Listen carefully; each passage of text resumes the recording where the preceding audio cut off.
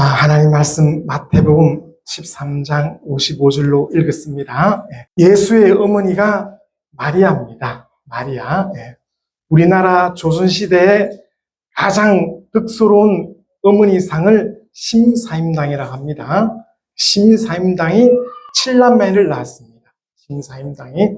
마리아는 오늘 55절에 보면 마리아는 최소 몇 남매를 낳았을까요? 마리아, 남자가 5명, 예수, 야고보, 시몬, 유다, 예수, 야고보, 요셉, 시몬, 유다, 아들만 5명, 딸이 최소 2명 이상은 될 겁니다. 그러면 5만 원짜리 주인공 심사임당처럼 마리아도 최소한 7남매, 7명의 이상의 자녀를 낳았습니다. 그래서 창세기 3장 15절에 여자의 후손이 와야만이 마귀의 근세를 깨고 인간을 구원할 수가 있는 겁니다. 그 여자의 후손, 바로 마리아의 여자의 후손이 와야 되는데 그 여자가 누구냐 이 말입니다. 그 여자가 바로 수천 년이 지나서 마리아가 바로 그 여자였습니다. 그래서 하나님께서 솔로몬에게 전무후무한 지혜를 주사 솔로몬이 이렇게 노래했어요. 내가 모든 것을 다 깨달았다.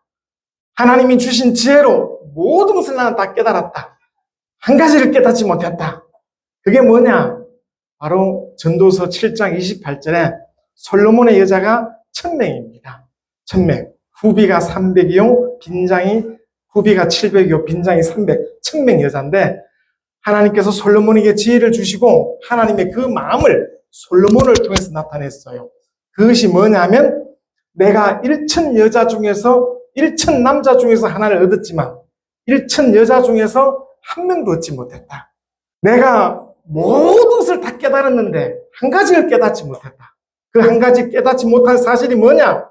내가 1000명 남자 중에서 한 명은 나의 충신을 얻을 수 있었는데 1000명 여자 중에서 한 명을 얻지 못했다. 이 말이 바로 하나님의 마음을 뜻하는 겁니다. 예수 그리스도 여자의 후손, 예수 그리스도의 모친이 되어줄 어머니, 예수 그리스도의 유모가 되어줄 어머니, 그 어머니를 기다렸던 거예요. 그 어머니를. 심사임당이 왜 유명하냐? 왜 5만 원짜리 주인공이 되었냐면 심사임당은 그 당시 조선시대 1504년에 태어나서 47세를 살다가 죽은 사람인데 그 아들 율곡이이가 자기 어머니의 작품을 소개했기 때문에 그래서 조선시대에 유일하게 여성 중에서 심사임당이라는 여성이 오늘날 드러나게 되었던 겁니다. 심사임당보다도 더 천재가 바로 흔한서른입니다. 흔한서른. 왜 심사임당과 흔한서른을 잘 배워야 하냐면 바로 마리아를 이해하기 위해서입니다.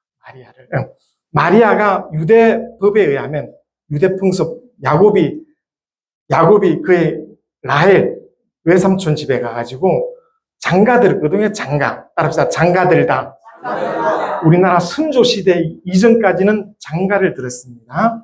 선조 시대 때부터 시집을 갔습니다. 심사임당은 그 남편 이원수가 장가들었습니다. 장가는 남자가 여자 집에 야곱처럼 여자 집에서 사는 걸 갖다가 장가든다 그럽니다. 장가들고 시집 가는 것은 여자가 시댁으로 가는 거예요. 심사임당은 장가들었기 때문에 그 남편이 심사임당 친정집에 와 있었던 겁니다. 그러니까 심사임당이 자기 아버지, 자기 형제들과 같이 사니까 얼마나 편했겠어요. 그래서 심사임당이 그림도 그리고 글도 쓰고 예술 활동을 할 수 있었어요. 근데 59년 후에 태어난 흔한서른이라는 여자분은 시집을 갔기 때문에 매번 시아버지, 시어머니 밥을 차려드려야 되고 시댁에 일을 해야 되기 때문에 조선시대 가장 천재, 지금도 중국 북경대학에서 흔한서른에 대한 시를 공부하고 있습니다. 최고 중에 최고입니다. 흔한서른이. 그런 천재가 시집을 갔기 때문에 27세 일찍 요술했습니다. 그래서 장가들고 시집 가는 것이 그렇게 중요한데 바로 마리아는 그 남편 요셉이 장가들었던 거예요. 요셉의 고향이 예루살렘입니다. 유대인이니까. 요셉은 예수 그리스도 부호는 유대인에게서 나임이라 했던 것처럼 예수 그리스도의 부친되는 요셉은 유대인 사람이에요. 예루살렘이 고향입니다. 그래서 족보하러 예루살렘에 올라갔던 것입니다. 그 예루살렘에서 나사렛 땅에, 나사렛이 바로 누가 살고 있느냐? 바로 그의 모친 마리아가 살고 있었습니다. 마리아가 살고 있는 곳에 바로 장가를 들었어요. 장가를. 그래서 유대법에 의하면 마리아는 13세쯤에 정혼을 한 겁니다. 정혼. 약혼과 정혼은 다릅니다. 호세아 2장 19절에 여호와 하나님께서 내가 너에게 의와 공명된가 나의 의로움과 공명된가 진실함으로 내가 너에게 장가들리라 이렇게 말씀했습니다. 그래서 장가들리라 너와 함께 내가 결혼을 하겠다는 약혼을 한 겁니다. 구약 성경에 약혼을 했는데 바로 예수 그리스도께서 신약에 오심으로 말미암아 오늘 우리에게 정혼했습니다. 정혼. 그러니까 약혼은 결혼한다는 약속이고 정혼은 같이 살아요. 같이 사는데 여자가 나이가 어려서 동침이 안 됩니다.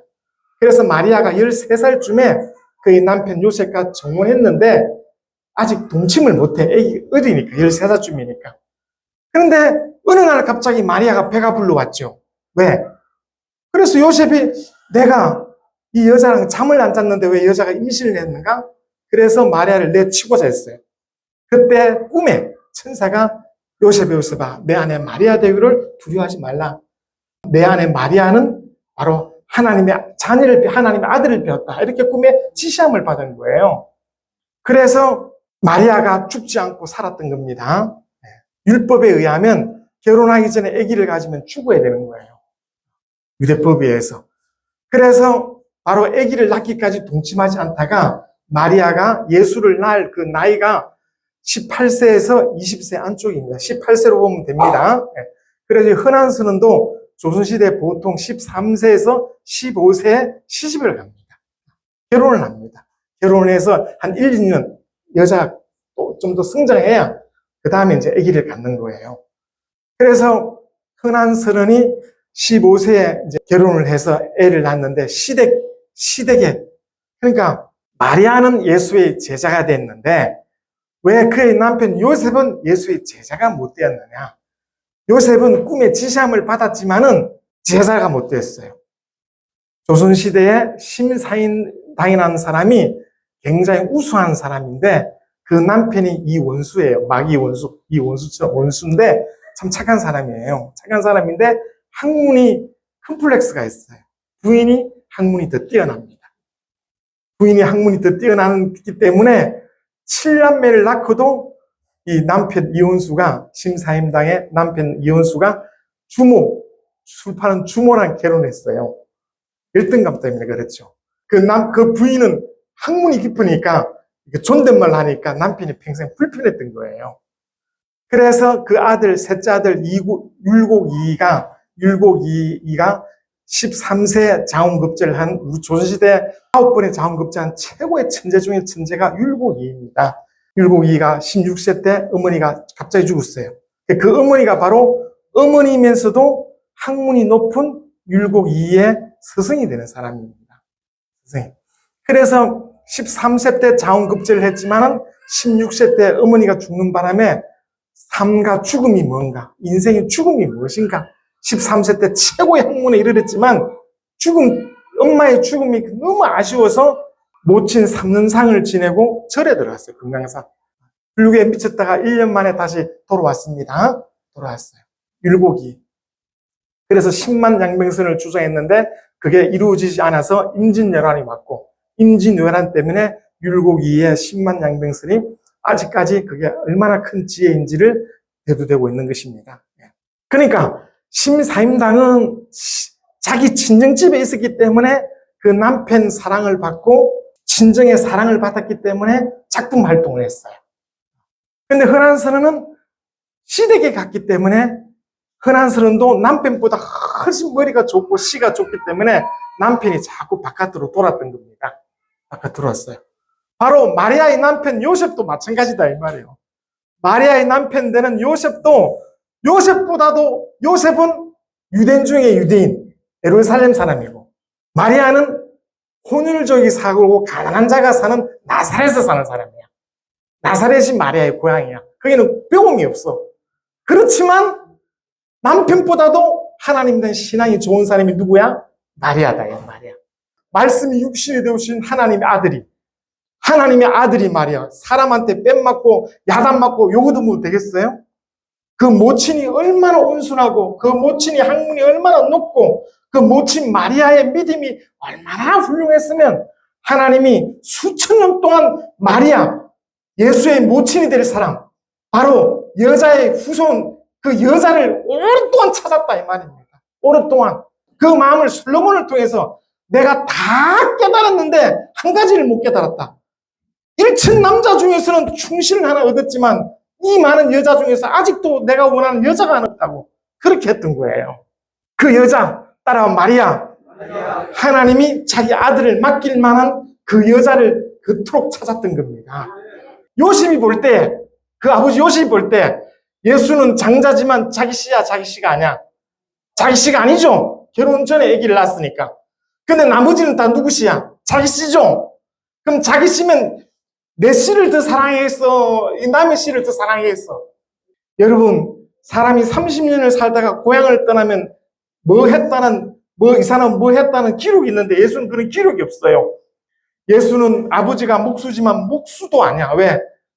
목수라 할 것도 없어. 너무 가난하니까. 예수는 자기는 목자라 그래서 왜? 남의 양을 키웠던 거야. 남의 양을. 그토록 가난해. 누가복음 1장 18절에 마리아가 자기 자신을 비천한 종이라 그랬어요. 종의 비천함.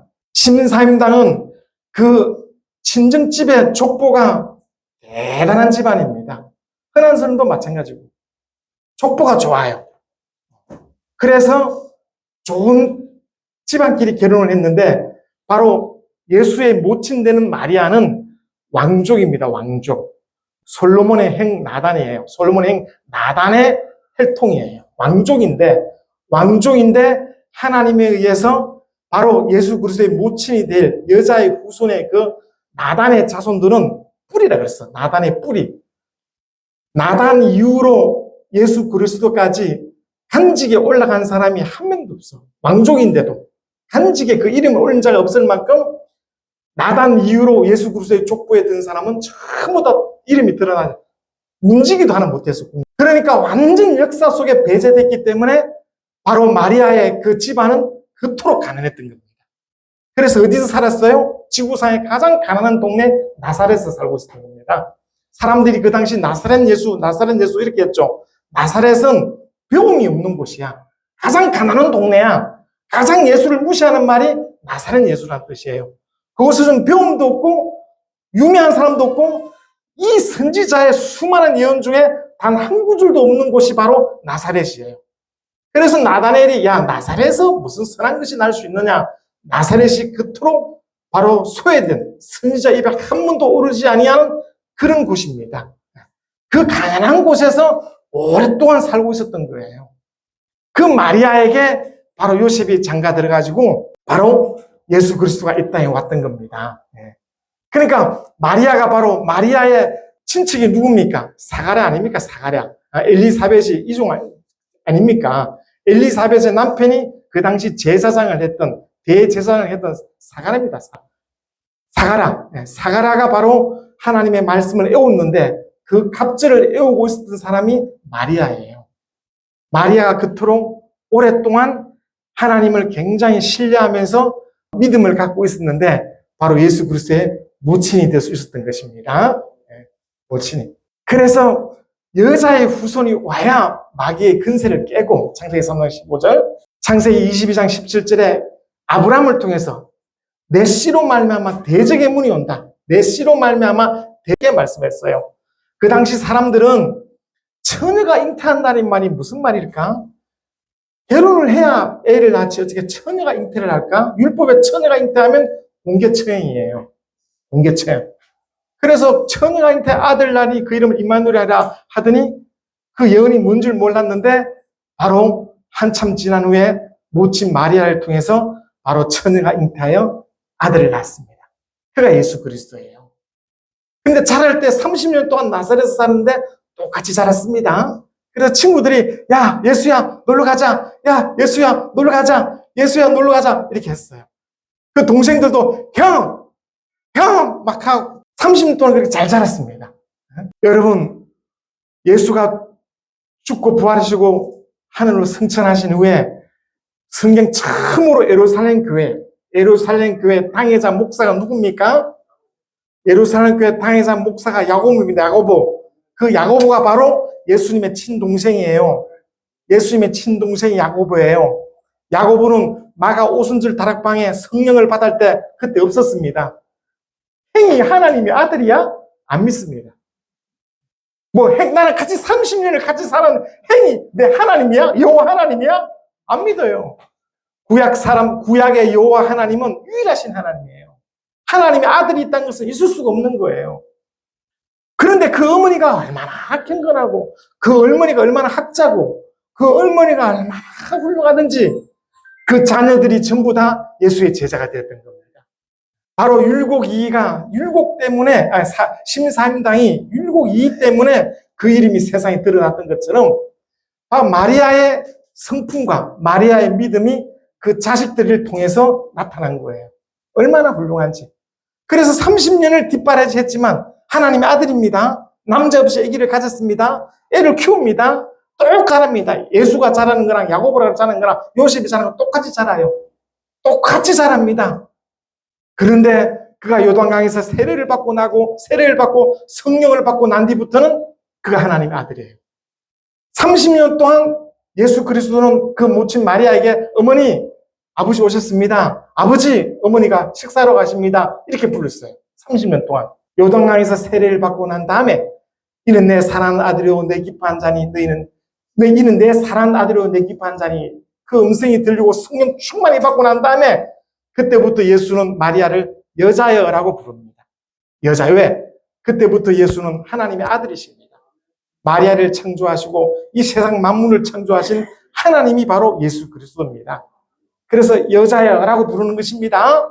여러분, 30년 동안 살 동안에 동생들이 맨날 싸우고, 특히 야고보가 그러니까 그 심사임당의 그 훌륭한 제자가 율곡이에요. 율곡이가 9번의 자원급제 천재 중에 천재입니다. 그 사람이 자기 어머니를 존경해요. 그 사람이. 그러니까 바로 자식도 키우고 살림도 해야 되고, 마리아는 최소 7남매 이상을 키웠단 말이에요. 그 가난한 곳에서 7남매 이상을 키웠으니까 굶기를 밥 먹듯이 했단 말이에요. 굶기를 밥 먹듯이 했어. 누가? 마리아의 그 집안 식구가. 그러면 요셉이 그 당시 목수가 직업이니까, 목수란 것은 그 당시 가장 돈벌이 안 된 천한 직업이에요. 목수가. 그러니까 요셉이 똑똑했겠어요. 심사임당 남편이처럼, 흔한스러운 남편처럼 조금 부인보다 못했겠어요. 부인보다 훨씬 못했습니다. 부인보다. 안 그러면 요셉이 예수의 제자가 됐을 겁니다. 증인이 됐을 겁니다. 끝내 요셉은 예수의 증인이 못 되었습니다. 그 동생들은 다 예수의 증인과 제자가 됐는데 요셉만 그랬어요. 예수의 피와 예수는 말씀 육신이 된 거고 그 나머지는 다 요셉의 씨예요. 한 집에 살지만. 전혀 다른 겁니다. 야고보가 그렇게 자랐는데 그 어머니의 믿음이 너무너무 훌륭하고 그 어머니의 행실이 너무너무 본받을 게 많았기 때문에 마가 다락방에서 야고보는 그때 없었습니다.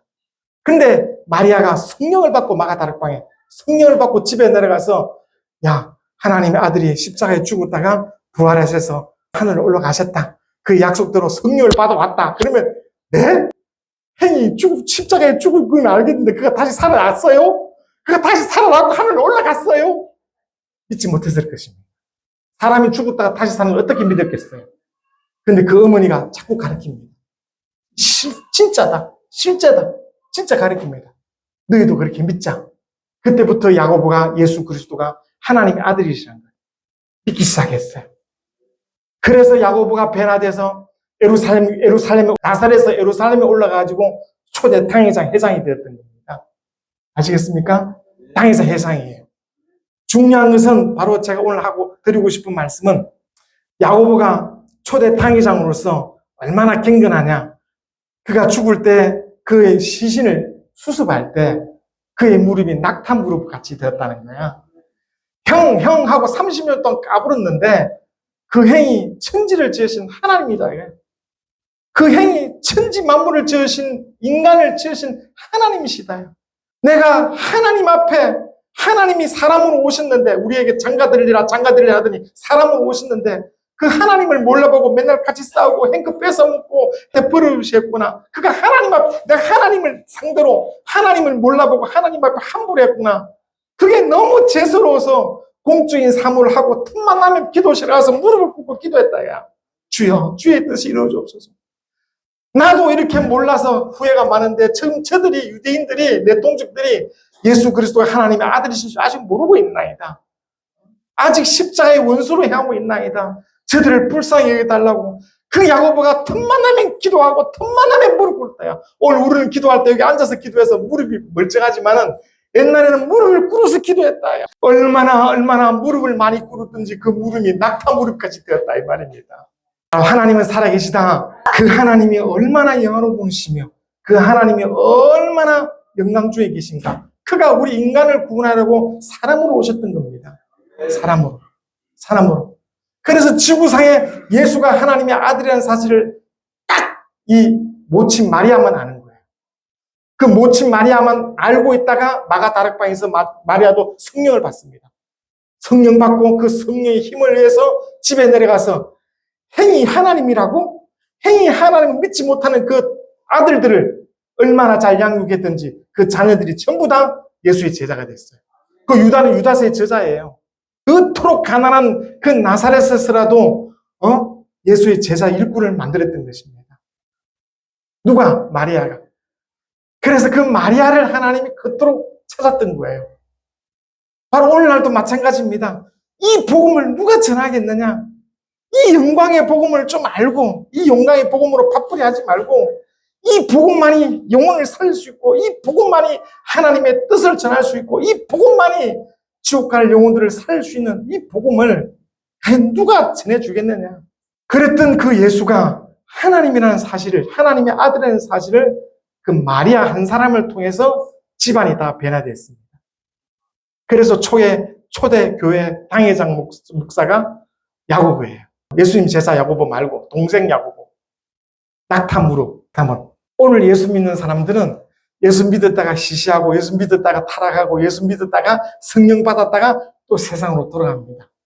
근데 초대 이 신자들, 초대 예수 믿는 사람들은 마가다락방 500명이 시작해서 380명이 다 따라가 버리고 120명만. 그러니까 한 10일 동안 기도를 했거든요. 10일 동안 뭐 먹고 마시고 잔치하는 게 아니라 금식하며 기도했다. 금식하며. 한 500명이 시작했다가 다 집에 일부러 가야 돼. 일부러 하고 집에 일부러 하는데 이 10명만 까지 120명이 까지 10일 동안 기도했을 때 오순절 다락방에 성령이 임하여 그들이 성령을 체험했습니다. 그들이 성령 받기 위해서 얼마나 많이 기도했던가. 뭐라고 기도했겠을까요?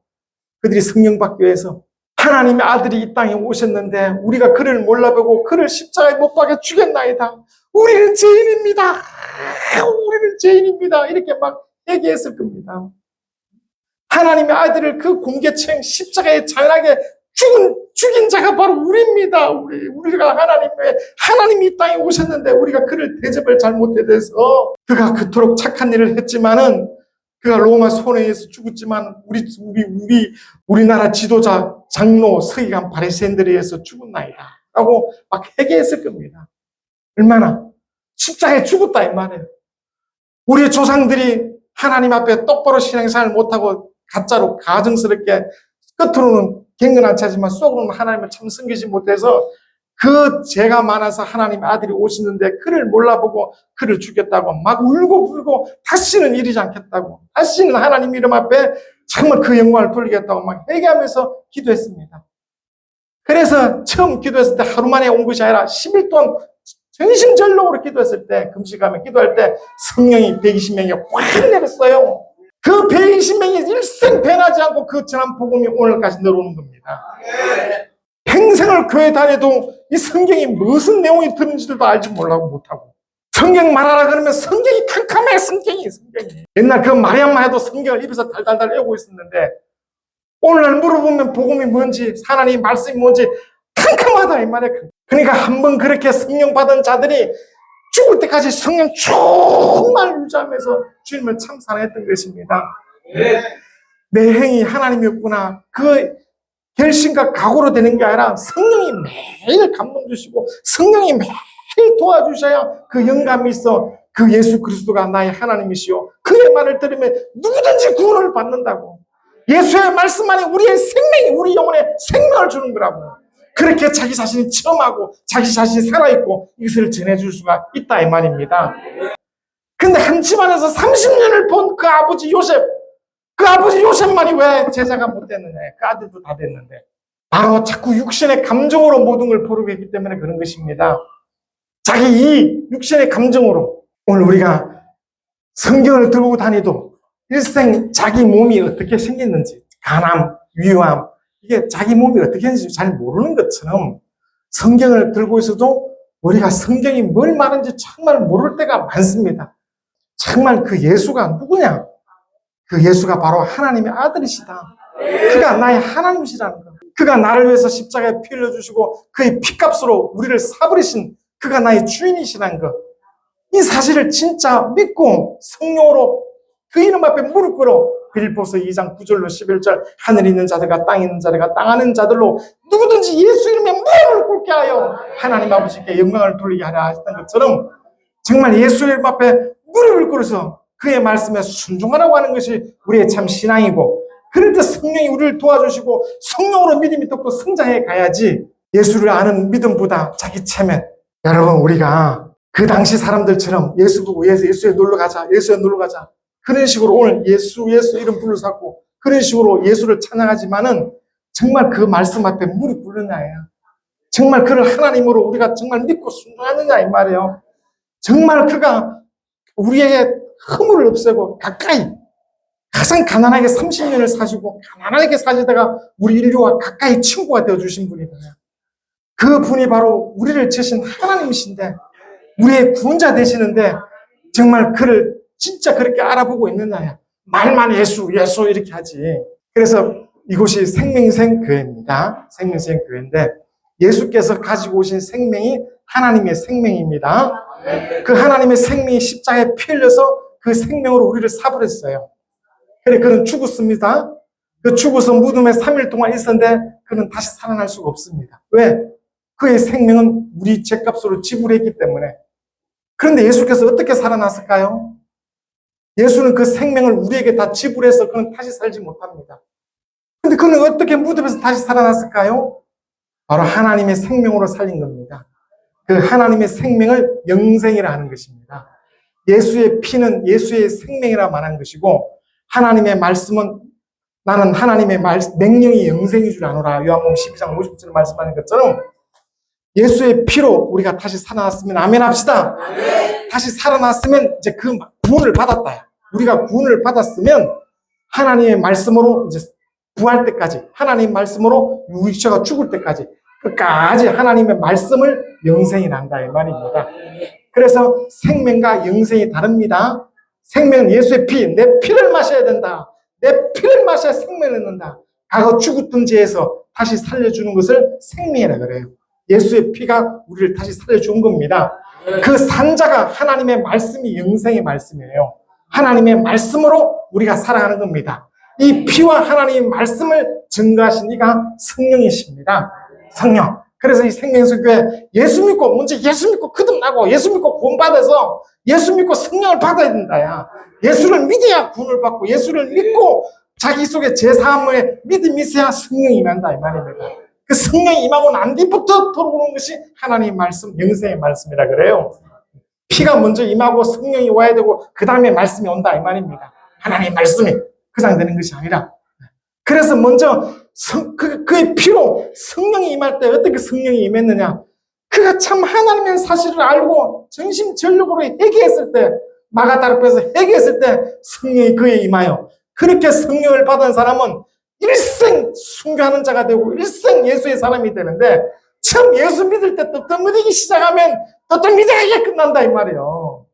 확실한 회개의 체험이 있어야 되는데 그것이 없이 마가다락방처럼 확실한 체험이 없이 신앙생활을 하니까 오늘 목사들도 그렇고 성도들도 그렇고 정말 주를 사랑하는 마음은 있는데 이 그 믿음이 자라가지를 못해서 믿음의 지식이 많이 없다는 걸 우리가 볼 수가 있는 것입니다. 그래서 우리가 오늘 하나님의 말씀이 곧 예수를 말하는 건데, 따라서 예수를 알자. 정말로 하나님 말씀을 알자입니다. 예수께서 요단강에서 세례받고 그때부터 예수의 어머니 보고 여자요, 여자 이렇게 불렀어요. 왜? 그건 하나님이시니까. 마리아가 바로 창세기 3장 15절에 여자입니다. 여자의 후손 여자. 친구가 네가 뭔데 임마 하나님 아들이라 그러냐 임마. 여호와가 우리 하나님인데.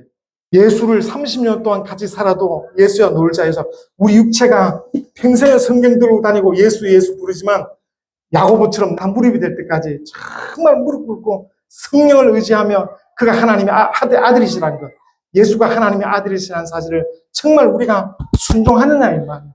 하나님이 그 마리아 모친을 그렇게 기다린 것처럼 오늘 진짜 복음을 그렇게 존중하는 자들, 예수님 앞에 무릎 꿇는 자들을 하나님이 찾으신다는 것입니다. 이 진리라는 기쁨, 그러니까 마리아만이 성령 받기 전에도 자기 속에 체험이 있었고 성령 받고 난 뒤부터는 마리아 이름이 감춰집니다. 성령 받은 사람은 마리아와 똑같이 예수의 증인, 예수의 제자, 예수의 복음을 전한 자가 되어버렸던 것입니다. 이런 시대에 있을수록 우리는 예수의 말씀을 더 존중하고 성령을 힘입어 예수의 복음을 더 부끄러워하지 말고 전하는 자들이 되어야 되는 것입니다. 바울은 말하기를 내가 복음을 부끄러워하지 않았니 이렇게 말했어요. 우리가 시대가 변하고 어떤 여건과 환경이 닥친다 할지라도 정말 복음을 부끄러워하지 않은 사람, 예수 믿는 믿음을 부끄러워하지 않는 자들이 되어야 되는 것입니다. 따라합시다. 내 영혼아, 예수를 체험하자. 성령으로 예수를 완전히 알고 체험해버려야 일생 딴 데로 가지 않고 주님이 나를 칭찬하시는 그것을 바라보며 주님이 나를 지켜보신다는 그것을 바라보며 예수의 복음 안에 가는 것입니다. 내 스스로 위로하고 내 스스로 만족할 것이 아니라 하나님이 살아계시며 그 예수가 이 땅에 33년을 살아가시는데 그가 나의 주인이시다. 그의 피로 십자가의 피 흘려 죽음으로 그 피로 우리를 사버렸다는 것입니다.